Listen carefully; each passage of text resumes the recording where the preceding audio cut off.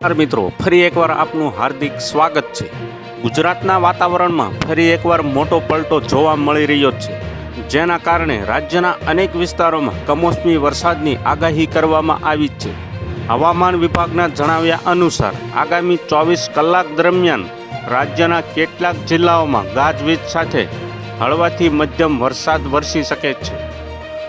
તો વાત કરીએ ખાસ કરીને અરવલ્લી, મહીસાગર, દાહોદ અને પંચમહાલ જેવા જિલ્લાઓમાં માવઠું પડવાની શક્યતા હોવાથી ખેડૂતોની ચિંતામાં મોટો વધારો થયો છે। આ કમોસમી વરસાદની સાથે પવનની ગતિ 40 કિલોમીટર પ્રતિ કલાક સુધી રહી શકે છે, જેના કારણે ઠંડા પવનોનો અહેસાસ વધુ થશે।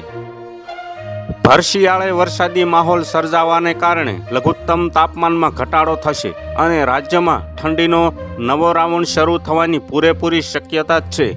હવામાન નિષ્ણાંતોના મતે વરસાદની આ રાઉન્ડ ટૂંકો હશે, પરંતુ તે બાદ સમગ્ર ગુજરાતમાં કડકડતી ઠંડી પડવાનું અનુમાન લગાવવામાં આવ્યું છે।